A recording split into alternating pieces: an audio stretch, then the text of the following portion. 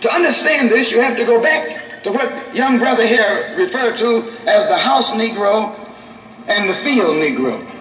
Back during slavery, there was two kinds of slaves. There was the house Negro and the field Negro. The house Negro, they lived in the house with master. They dressed pretty good. They ate good because they ate his food, what he left. They lived in the attic or the basement, but still they lived near their master. And they loved their master more than the master loved himself. They would give their life to save their master's house quicker than the master would. The house Negro, if the master said, we got a good house here, the house Negro say, yeah, we got a good house here. Whenever the master said we, he said we. That's how you can tell a house Negro.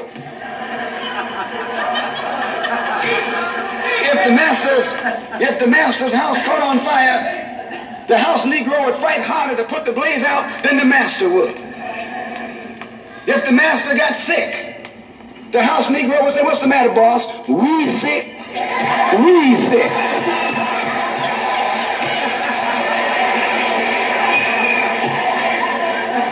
He identified himself with his master more than his master identified with himself.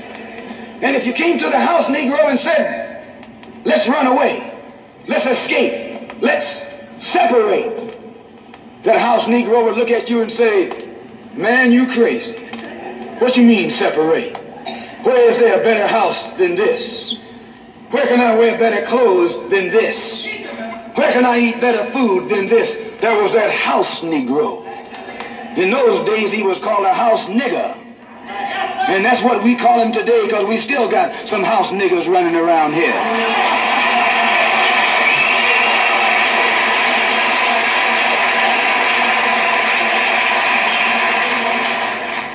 This modern house Negro loves his master. He wants to live near him. He'll pay 3 times as much as the house is worth just to live near his master. And then brag about, I'm the only Negro out here.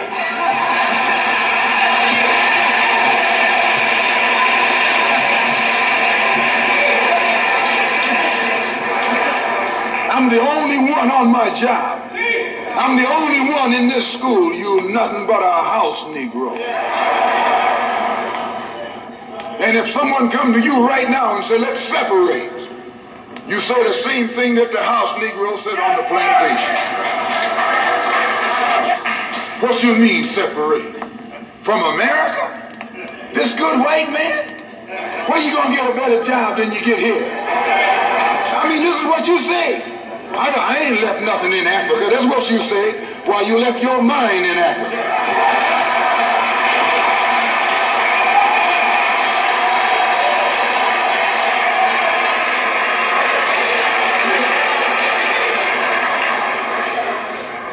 On that same plantation, there was the field Negro. The field Negro, those were the masses. There was always more Negroes in the field than there was Negroes in the house.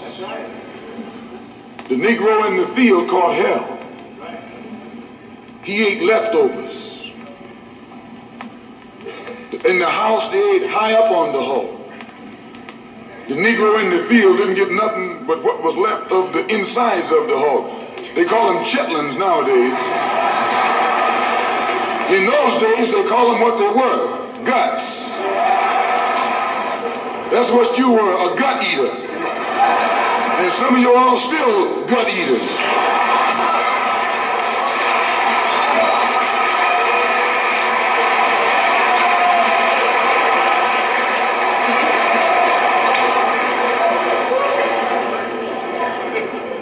Negro was beaten from morning till night. He lived in a shack, in a hut.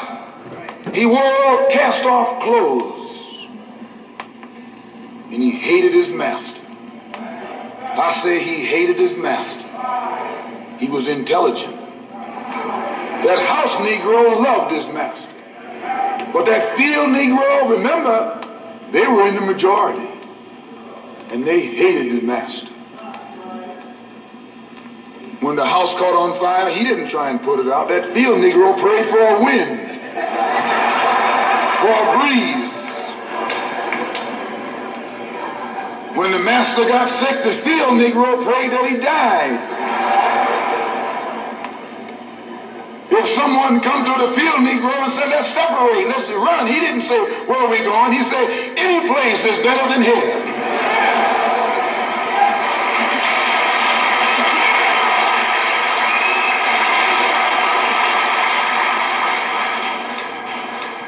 You got field Negroes in America today. I'm a field Negro. The masses are the field Negroes. When they see this man's house on fire, you don't hear these little Negroes talking about our government is in trouble. They say the government is in trouble.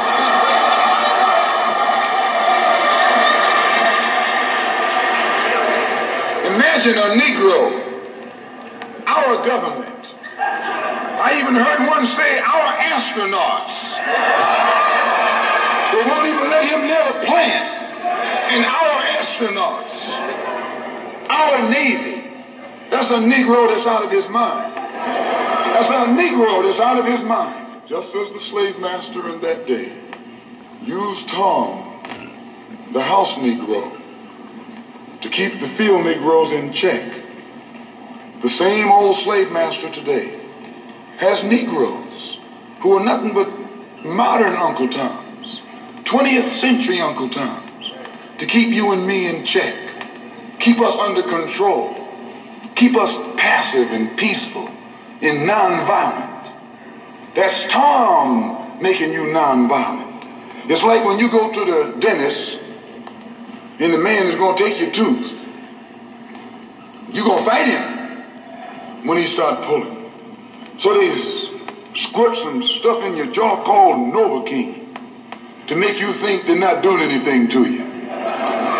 So you sit there and because you got all that Novocaine in your jaw, you suffer peacefully.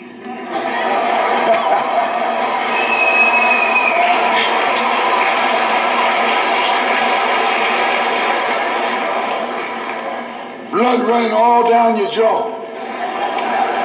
And you don't know what's happening. Because someone has taught you to suffer peacefully. The white man do the same thing to you in the street. When he want to put knots on your head and take advantage of you and don't have to be afraid of you fighting back, to keep you from fighting back, he get these old religious Uncle Toms to teach you and me that just like Novocaine, suffer peacefully. Don't stop suffering, just suffer peacefully.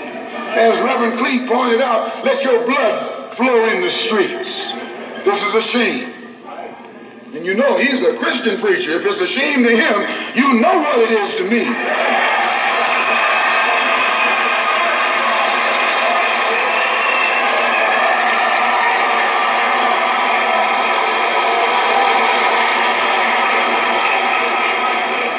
There's nothing in our book, the Quran, as you call it Quran, teaches us to suffer peacefully. Our religion teaches us to be intelligent, be peaceful, be courteous, obey the law, respect everyone. But if someone puts his hand on you, send them to the cemetery.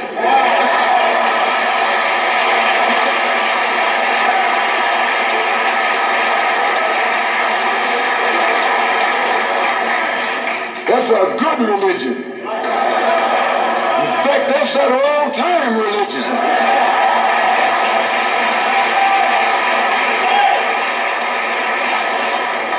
That's the one that Ma and Pa used to talk about. An eye for an eye, and a tooth for a tooth, and a head for a head, and a life for a life. That's a good religion. And then anybody, no one resents that kind of religion being taught but a wolf who intends to make you his meal. This is the way it is with the white man in America. He's a wolf and you're a sheep. Anytime a shepherd, a pastor, teach you and me not to run from the white man, and at the same time teachers don't fight the white man, he's a traitor to you and me. Don't lay down our life all by itself. No. Preserve your life. It's the best thing you got. And if you got to give it up, let it be even Stephen.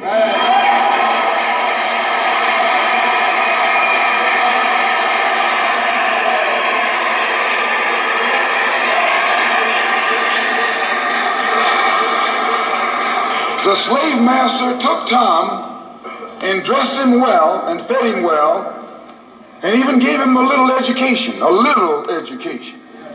Gave him a long coat and a top hat and made all the other slaves look up to him. Then he used Tom to control them. The same strategy that was used in those days is used today by the same white man. He take a Negro, so-called Negro, and make him prominent. Build him up.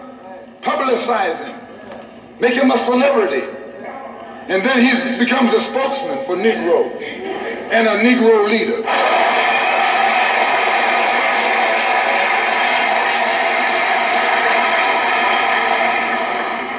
I would like to just mention one thing else quickly, and that is the method that the white man uses, how the white man uses these big guns or Negro leaders against the black revolution. They are not a part of the black revolution. They're used against the black revolution. When Martin Luther King failed to desegregate Albany, Georgia, the civil rights struggle in America reached its low point. King became bankrupt almost as a leader.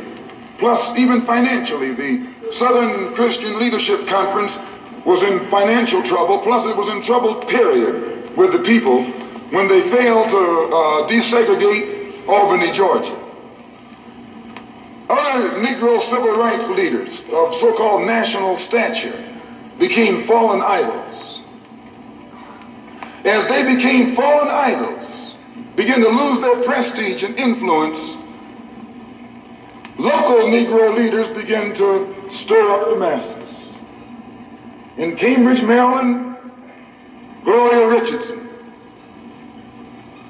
In Danville, Virginia, and other parts of the country, local leaders began to stir up our people at the grassroots level.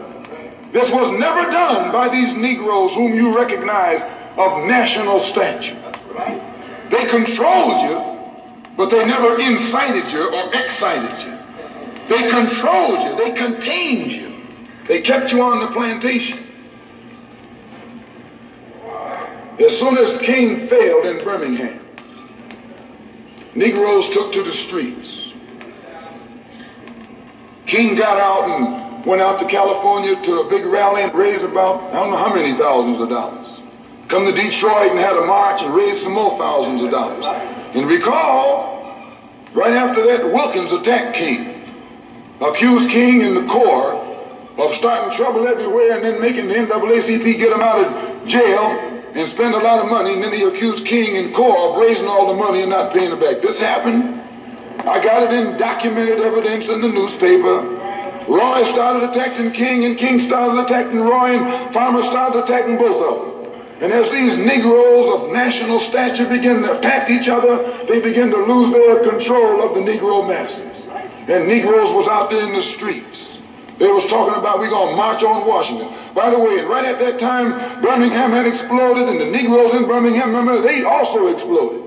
They began to stab the crackers in the back and bust them upside the head. Yes, they did. That's when Kennedy sent in the troops down in Birmingham. So, and right after that, Kennedy got on the television and said, this is a moral issue.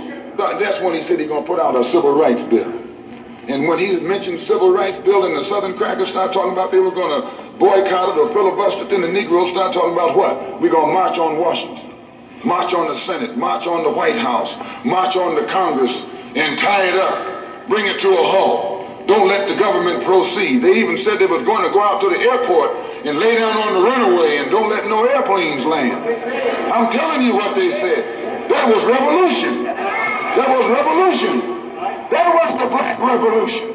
It was the grassroots out there in the street. Scared the white man to death. Scared the white power structure in Washington, D.C. to death. I was there. When they found out that this black steamroller was going to come down on the Capitol, they called in Wilkins. They called in Randolph. They called in these national Negro leaders that you respect and told them, call it off. Kennedy said, look, you all letting this thing go too far. And old Tom said, boss, I can't stop it because I didn't start it.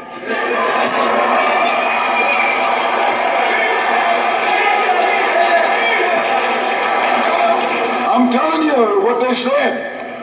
They said, I'm not even in it, much less at the head of it. They said, these Negroes are doing things on their own. They're running ahead of us. And that old shrewd fox, he said, well, if you all aren't in it, I'll put you in it. I'll put you at the head of it. I'll endorse it. I'll welcome it. I'll help it. I'll join it. A matter of hours went by. They had a meeting at the Carlisle Hotel in New York City. The Carlisle Hotel is owned by the Kennedy family. That's the hotel Kennedy spent the night at 2 nights ago. Belongs to his family. A philanthropic society headed by a white man named Stephen Currier called all the top civil rights leaders together at the Carlisle Hotel and told them that by you all fighting each other, you're destroying the civil rights movement. And since you're fighting over money from white liberals, let us set up what's known as the Council for United Civil Rights Leadership. Let's form this council, and all the civil rights organizations will belong to it. And we'll use it for fundraising purposes. Let me show you how tricky the white man is. And as soon as they got it formed, they elected Whitney Young as the chairman. And who you think became the co-chairman? Stephen Currier, the white man. A millionaire. Powell was talking about it down at the Cobo today. This is what he was talking about. Powell knows it happened. Randolph knows it happened. Wilkins knows it happened. King knows it happened. Every one of that so-called Big Six. They know what happened. Once they formed it, with the white man over it, he promised them and gave them $800,000 to split up between the Big Six.